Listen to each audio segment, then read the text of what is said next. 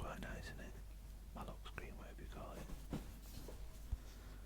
going to go from 10 down to 1, so let me open my notes to tell me what was in what place. Where are my notes on my iPad? Here we go.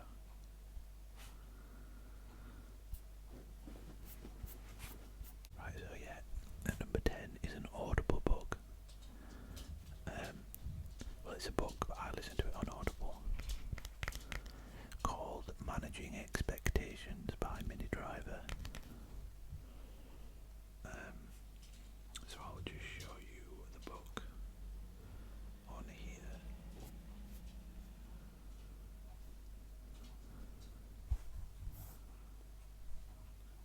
Okay.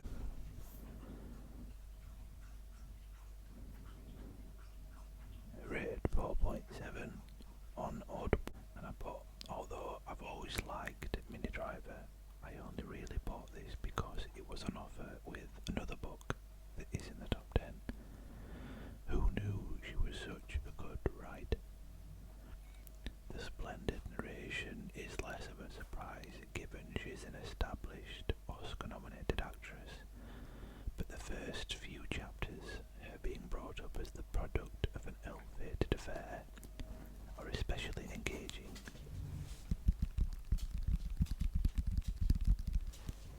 Somewhere in the back of my brain I did know that she dated Matt Damon as their movie Good Will Hunting exploded into 90s pop culture, but I was still surprised when I realised this douchebag called Matt that we were hearing about so much in the book was Matt Damon. Matt Damon. The bigger douchebag, to put it politely, featured is Harvey You-Know-Who.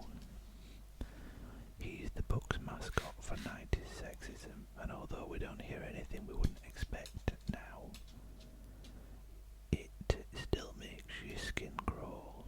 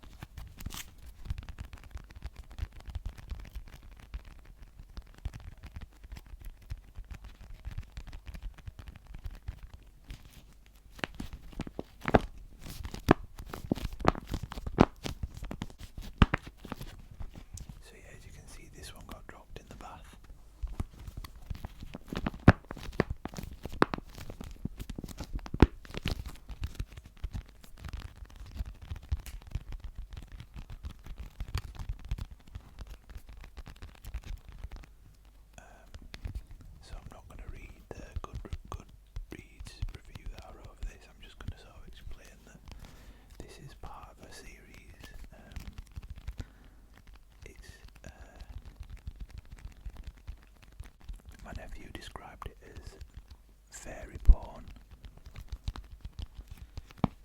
which isn't far off, but it isn't smutty. It's just, well, if you've read it, you know what I mean.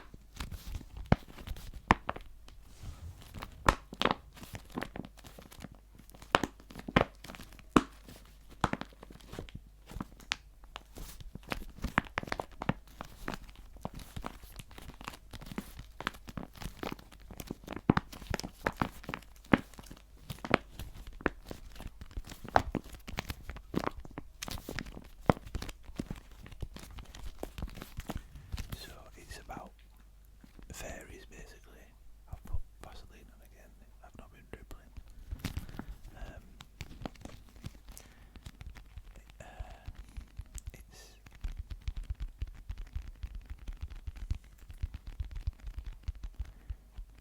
It's about a world that's split between humans and fairies. The humans only have a tiny part of the world, and they live in fear of the fairies.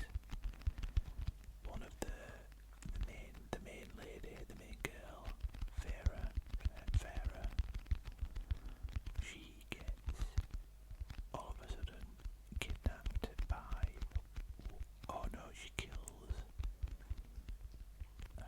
one of the fairies by accident, and as such she gets kidnapped by an important one and taken into the fairy world, and that begins the story.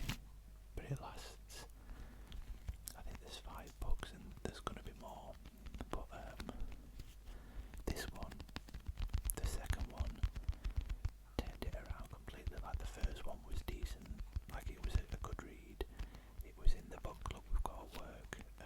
It was my pick because I kept seeing it online and I was like intrigued by it. But it was just an okay read. The second one completely flips it, and it's you realise that she's a really good writer when you read this one. Or in my opinion, I think a lot of people probably would disagree with that, but I really enjoyed it. To be honest, I did get stuck on the 5th one, I think, maybe the 4th. I think it's supposed to be a really good one, but for some reason I just got stuck and couldn't carry on. So I'm going to, because I want to finish it and I enjoy it. But I might need to start them all again because I've now forgot everything.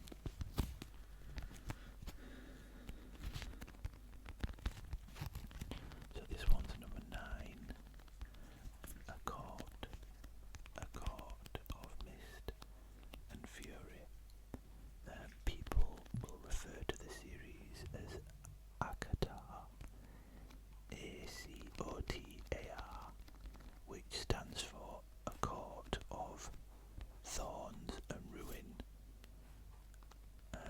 That's the first book, so people refer to the series as ACOTAR, ACOTAR, ACOTAR, ACOTAR, ACOTAR.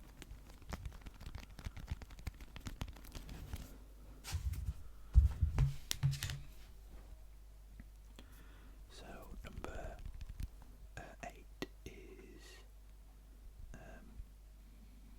I'll see you in a moment.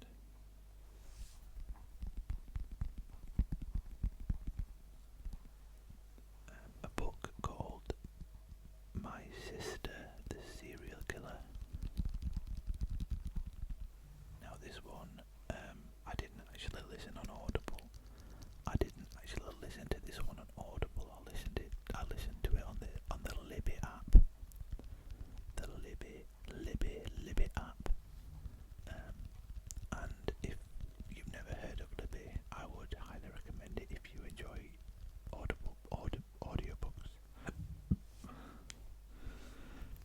You basically sign up to your local library, and then you can, just like a library, check out books, and if they're not available, you can, like, let's say they have 10 copies of that book.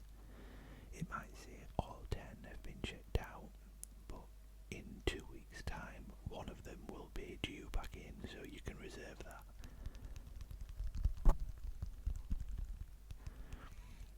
I forgot halfway through the year about Libby, and I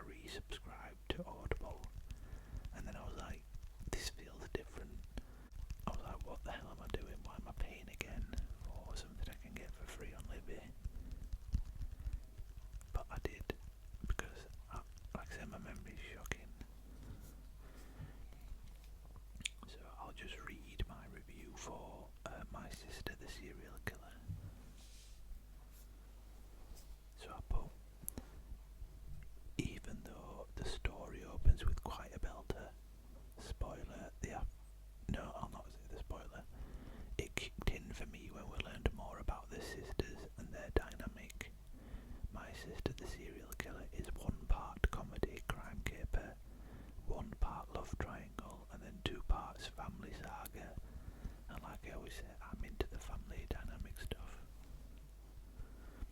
Braithwaite brought Lagos to life with little touches of Nigerian culture peppered throughout, but I wanted more. In a good way though. My only gripe was that the ending came out of nowhere for me. Though it did tie things up well, it felt like we were just hitting the final act, and I was sort of still trying to figure out what might happen. Then it was over. I was like, oh. Audiobook specific point. The narrator is unbelievable at reading the different characters. I genuinely did think that there were multiple narrators because she was so good at sort of, well, doing what she does.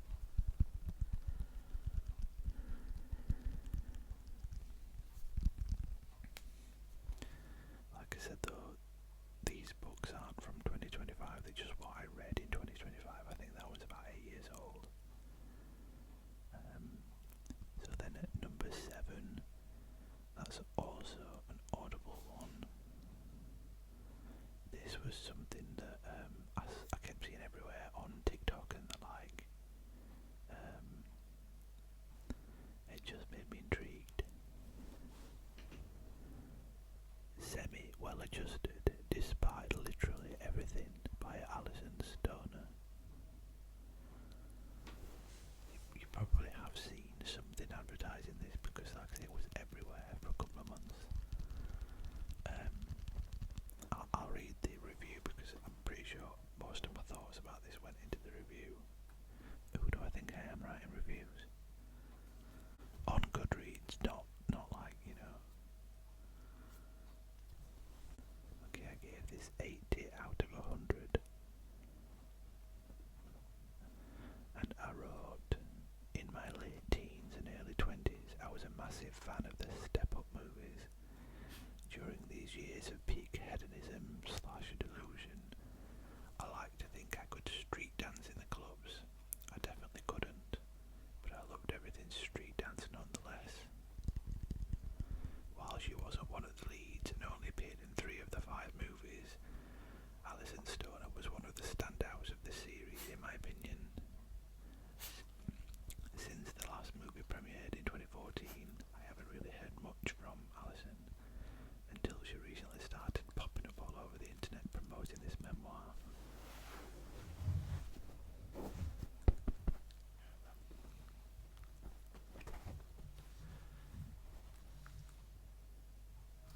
He's back, snack time's over. Hopefully you can still hear me okay.